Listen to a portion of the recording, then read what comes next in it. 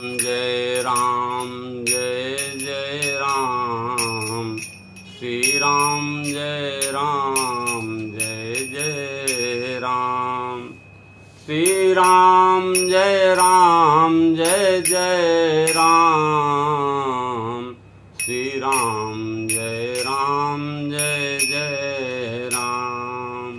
नारायण नारायण हरि हरि, श्रीमन्नारायण नारायण हरि हरि, श्रीमन्नारायण नारायण हरि हरि, श्रीमन्नारायण नारायण हरि हरि।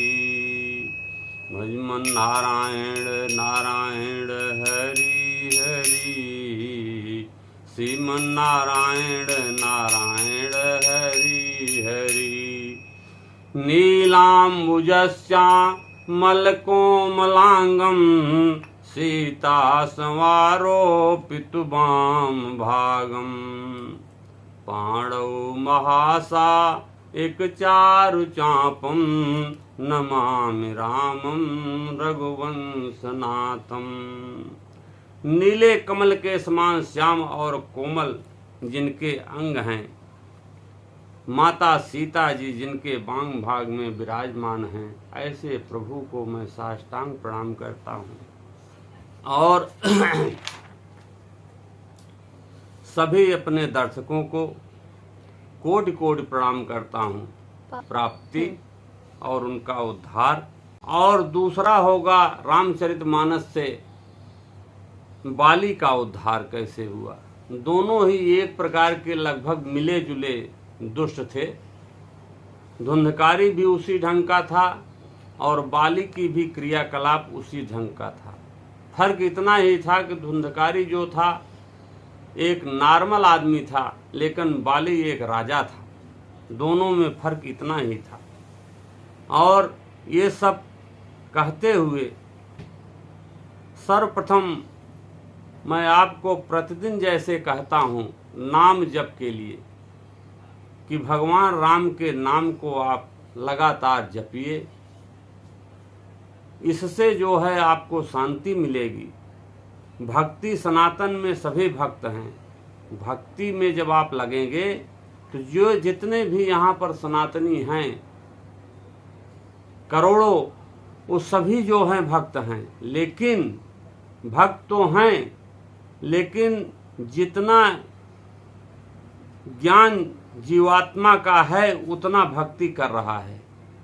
इस शरीर में आत्मा में जितना ज्ञान है उतना ही भक्ति हो पा रही। बहुत सारे लोग बहुत सारा काम करते हुए भक्ति कर रहे हैं। बहुत सारे लोग जो है मंदिर में जाते हैं। बहुत सारे लोग घर में कुछ पढ़ लेते हैं। कई लोग ऐसे हैं बहुत सारे चालीसा ही पढ़ लेते हैं, लेकिन वो सबसे मन शांत नहीं होगा। मन को शांत करने के लिए एक ही रास्ता है जिसको प्रभु ने स्वयं बताया है और बहुत सारे संतों ने इसको किया है कि नाम जप करिए, नाम का कीर्तन करिए, नाम का चिंतन करिए, प्रभु का चिंतन करिए, तो धीरे धीरे धीरे धीरे आपका मन एकाग्र होने लगेगा। नाम जप का नियम लीजिए। 1 माला लीजिए, 2 माला लीजिए, 5 माला लीजिए, मन करने नहीं देगा। 1 माला करेंगे तो मन आपका कहेगा गाना गाइए, फिर गाना गाएंगे तो मन कहेगा कि किताब पढ़िए, फिर और कुछ करेंगे तो मन और कुछ बताएगा। आपको उसमें लगने नहीं देगा, लेकिन उसके साथ युद्ध करिए, उसके साथ मनन का युद्ध करिए, मन में उससे युद्ध करिए। वो जो कुछ कहे 4-6 महीने उसके हिसाब से ही आप नाम जप करिए। और या तो कहे कि आप भगवान का कीर्तन करिए तो कीर्तन करिए, लेकिन 6 महीने के बाद धीरे धीरे मन से आप लड़ाई लड़िए, द्वंद्व युद्ध करिए।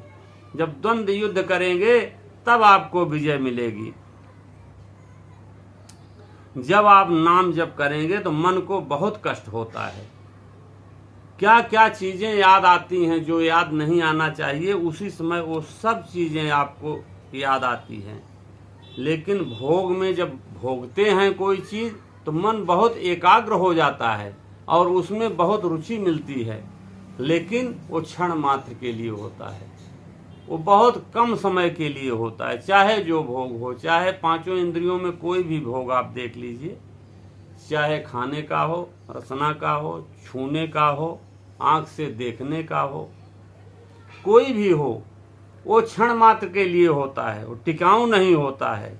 लेकिन अगर भगवान के नाम में आप लग जाएंगे तो आपको लगातार उससे जो है शांति मिलने लगेगी और भजन में मन लगने लगेगा तो संसार अलौकिक हो जाता है। अधिक से अधिक आपसे यही प्रार्थना है कि नाम जप करें। नाम जप करने से ही सब कुछ मिलने वाला है, सब कुछ मिलने वाला है। अब हम धुंधकारी के बारे में हम आपसे चर्चा करेंगे। कल का विषय जो था, कल जो चर्चा हम आप लोगों के समक्ष किए थे वह तो था कि भक्ति महारानी के कष्ट की निवृत्ति और नारद का मोह के बारे में चर्चा किए थे।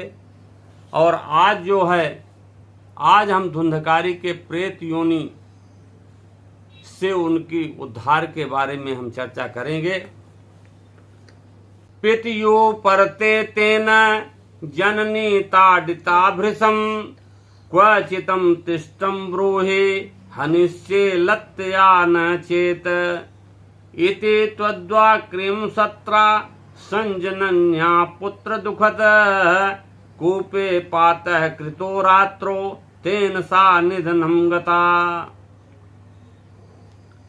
शौनक जी, सूत जी कहते हैं, शौनक जी, पिता के वन चले जाने पर एक दिन धुंधकारी अपनी माता को बहुत पीटा, इतना कष्ट दिया कि बताओ धन कहाँ है, बताओ धन कहाँ है। तो माता को पता ही नहीं था कि धन कहाँ है, तो कहाँ बताती, वो बताती कहाँ, उसको तो पता ही नहीं था कि धन कहाँ है, क्या कहाँ है। और बहुत डराया और जलती लकड़ी से उसको जला करके दुख दिया। माता बहुत दुखित होकर के और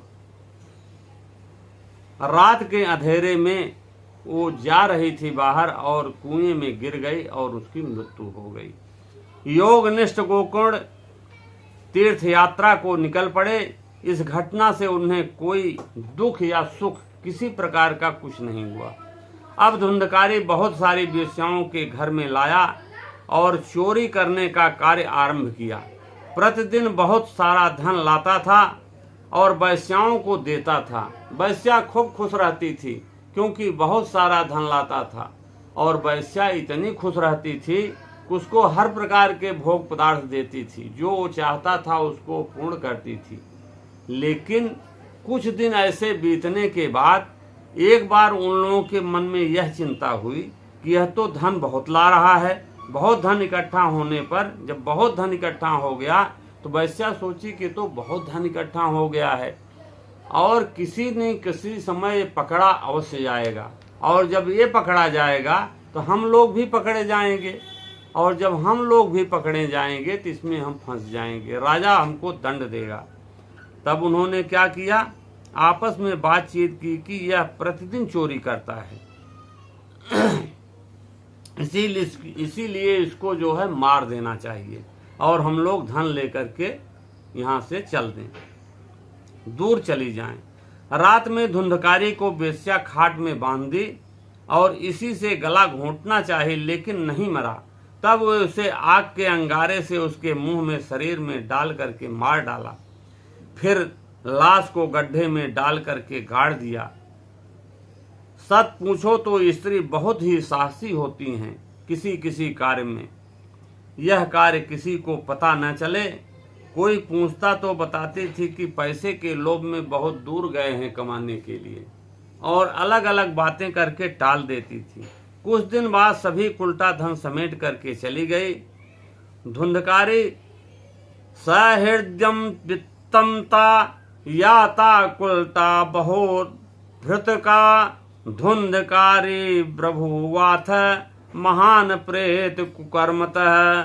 धुंधकारी अपने कुकर्म के कारण भयंकर प्रेत हुआ धूप छांव दसों दिशाओं में घूमता रहता, हा देव पुकारते चिल्लाता रहता। समय बीतने पर गोकर्ण को धुंधकारी के मृत्यु का पता चला। वह गया क्षेत्र में श्राद्ध एवं पिंडदान किया। जहां जहां जाता वहां श्राद्ध और पिंडदान अवश्य करता था गोकर्ण, क्योंकि गोकर्ण जो है तीर्थों के सेवन के लिए निकला था। इस प्रकार घूमते घूमते गोकर्ण अपने नगर में आया। रात का समय था। उनको रात के अंधेरे में बड़ा आश्चर्य दिखाई दिया। वह भाई आंगन में सोया है। फिर उसने गोकर्ण के बार बार अनेक रूप दिखाया, विशाल विकट रूप दिखाया। उस विकट रूप को देख करके वो एक बार दो बार सोचा। फिर उसने प्रश्न किया कि ये सब विपरीत अवस्था देख गोकर्ण समझ गया कि कोई दुर्गति को प्राप्त हुआ जीव है, और गोकर्ण को इतना तो था ही ज्ञान। उन्होंने कहा, गोकर्ण ने कहा, तू कौन है? रात्रि में भयानक रूप दिखा रहा है। तेरी दशा कैसे हुई? तू प्रेत है, पिशाच है, अथवा कोई राक्षस है? गोकर्ण की ऐसे बातें करने पर वह जोर जोर से रोने लगा। वह बोल नहीं सकता था, संकेत करता था। तो गोकर्ण को पता चला कि वो एक अंजलि में जल भर करके अभिमंत्रित करके उसके ऊपर छींटा ऐसे मारा। जब छींटा मारा समन, तो उसके पापों का कुछ समन हुआ। जब पापों का समन हुआ तब प्रेत बोला। क्या बोला? मैं तुम्हारा भाई धुंधकारी हूँ। मुझे कुलटा स्त्री ने तड़पा तड़पा करके मार डाला है। स्वार्थम तुम गया पिंडो मया दत्तो विद्यानत तद कथ नरवे मुक्तोडम से समार्च मिदम महत। मुझे आश्चर्य है कि मैं गया में आपका श्राद्ध एवं पिंडदान किया, फिर भी मुक्ति तुम्हारी नहीं हुई। अब खोल करके बताओ तुम्हारी मुक्ति कैसे होगी? प्रेत ने कहा कि सैकड़ों गया श्राद्ध पिंडदान से भी हमारी मुक्ति नहीं होगी। गोकर्ण ने कहा, यदि ऐसी बात है तो दूसरा उपाय हम सोचते हैं। तो रात भर सोचते रहे, उपाय नहीं सूझा। सुबह जो है बहुत सारे विद्वान और ज्ञानी वेदज्ञ वहां पर आए गोकर्ण के पास आए तो कोई उपाय नहीं। तब सभी लोगों ने निश्चय किया कि भगवान सूर्य की से अगर प्रार्थना किया जाए तो हो सकता है कि कोई उपाय जो है मिल जाए। तपोबल से गोकर्ण ने सूर्य की गति को रोक दी। सूर्य भगवान ने स्तुति किए कि प्रभु आपको नमस्कार करता हूँ, आप धुंधकारी के मुक्ति का साधन बताइए। सूर्य भगवान ने कहा, श्रीमद् भागवत कथा से मुक्ति मिल सकती है। श्रीमद् भागवत कथा, श्रीमद् भागवत तान मुक्ति सप्ताह वाचनम कुरु इति सूर्य वचम सर्वे धर्म रूपम तु विश्रुतम। तुम सप्ताह पारायण करो। यह वाक्य सूर्य भगवान का सभी ने सुना, स्पष्ट सबको सुनाई दिया। फिर गोकर्ण जी व्यास गद्दी पर कथा कहना शुरू किए।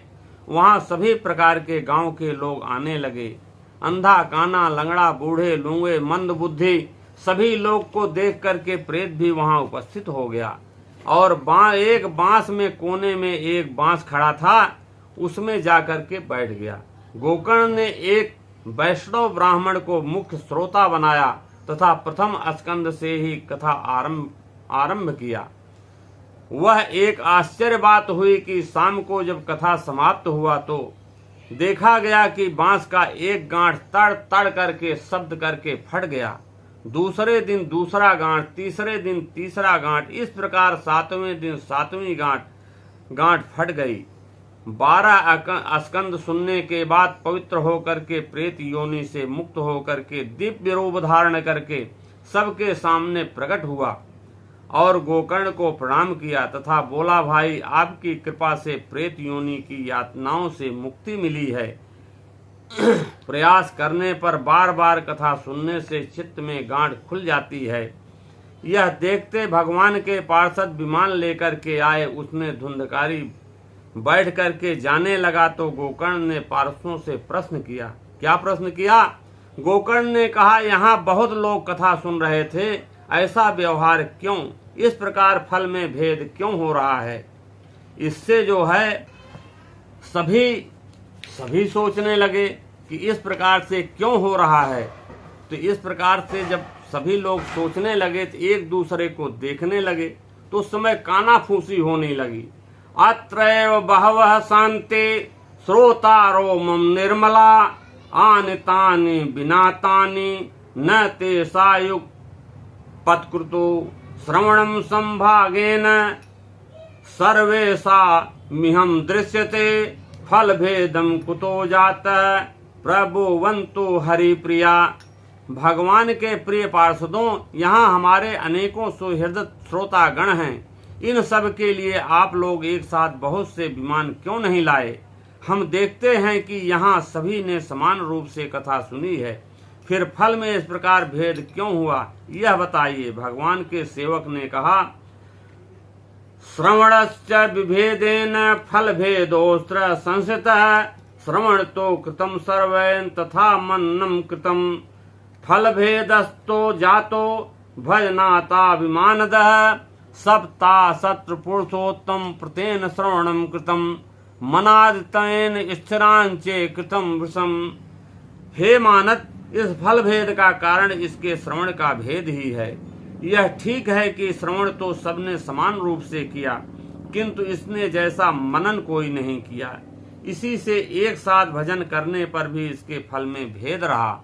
इस प्रेत ने 7 दिनों तक निराहार रह करके श्रवण किया तथा विषय स्थिर चित्त से खूब मनन निषिद्ध ध्यान करता रहा और सोचता रहा कि हमारी मुक्ति हो जाएगी। जो ज्ञान दृढ़ नहीं होता वह व्यर्थ होता है। इसी प्रकार ध्यान न देने से श्रवण का संदेश भटकते रहने से उसका कोई फल नहीं होता है। इस प्रकार से समझाया। इस प्रकार से जब समझाया तो इस प्रेत ने 7 दिन तक निराहार श्रवण किया था। इस भेद को विशेष रूप से उन्होंने समझाया। उसी समय भगवान के पार्षद बोले, आपको भगवान ले जाएंगे। गोकर्ण ने फिर इसका श्रवण मास में किया। इस बार सभी गांव के लोग एकत्र हुए और सुने। समाप्ति पर जो हुआ वह सुनिए। भगवान अपने विमान से भक्तों को भारी प्रकट हुए। भगवान स्वयं पंचजन्य संग से ध्वनि से गोकर्ण को हृदय में लगा करके अपने जैसा कर लिए और सभी लोगों को यहाँ तक कि चांडाल एवं कुत्तों को भी रथ पर चढ़ा करके जहाँ योगी जन जाते हैं भगवत धाम को भेज दिया। गोकर्ण को लेकर भगवान गोलोक को लेकर चले गए। कभी श्री रामचंद्र जी भी साकेत धाम को लेकर के गए, अयोध्या वासियों को ले गए थे। ऐसे ही कृष्ण भगवान गोलोक धाम को लेकर के गए। इस प्रकार से श्रुतम कृद्धय विदेह ध्वातोधम श्राद्धय प्रयुक्तम प्रत्यतित्ते मावहे नित्यम सुपाठ प्रथम च। कथा बड़ी ही पवित्र है। एक बार के श्रवण से ही सप्ताह पाप राशि को भस्म कर देती है। यदि इसका श्रद्धा के साथ पाठ किया जाए तो इससे पितृगण को बड़ी तृप्ति होती है। नित्य पाठ करने से मोक्ष की प्राप्ति होती है। बाली के बारे में अब हम थोड़ा सा मुक्त हो गया। अब हम बाली के बारे में चर्चा करेंगे। बाली भी बहुत सारा जो है अनर्थ किया था, तो भगवान ने उसको बहुछल बल सो ग्रीव कर ही हारा भयमान मारा बाली राम तब हृदय मांझ सरतान। भगवान ने उसके हृदय में बाण मारा। परा बिकल महिषर के लागे पुनि उठ बैठ देख प्रभु आगे। श्याम गात सिर जटा बनाए अरुण नयन सर चाँप बढ़ाए। भगवान सामने खड़े हुए हैं, सिर पर जटा बनाए हुए हैं। फिर क्या बोला? पुन पुन चितय चरण चित दीना सुफल जन्म माना प्रभु तीना। हृदय प्रीत मुख बचन कठोरा बोला चितय राम की ओरा। मन तो जो है बहुत ही अच्छा है, लेकिन कठोर वचन बोला। क्या बोला? धर्म हेतु अवतरो गोसाई, मारहु मोहि व्याध के नाही। मैं बैरे सुग्रीव प्यारा, अवगुण कवन नाथ मोहि मारा। हे प्रभु, मैं बैरी हो गया और सुग्रीव प्यारा हो गया, आपने क्यों मुझे मारा? तो भगवान ने कहा, अनुज बधू भगनी सुत नारे, सुन सट कन्या ये समचारी। इन्हें कुदृष्टि बिलोकत जोए, ताहे बधे कछु पाप न होई। मूढ़ तो ही अतिशय अभिमाना, नार सिखावन करसिन काना। मम भुज बल आश्रित तह जानी, मारा चहि अधम अभिमानी। हे अभिमानी, तुम्हारी पत्नी भी तुम्हें समझाई, और अनुज बधू और भगनी मतलब छोटे भाई की स्त्री, बहन, पुत्र की स्त्री और कन्या, ये चारों समान हैं। इनको जो बुरी दृष्टि देखता है उसे मारने से कोई पाप नहीं लगता है। इसलिए अगर कहो तो तुम्हें जो है हमेशा के लिए यहाँ स्थिर कर दूं। लेकिन बाली ने कहा कि नहीं प्रभु, मुझे तो अब जाना है। जन्म जन्म मुन जतन कराही, अंतराम कह आवत नाही।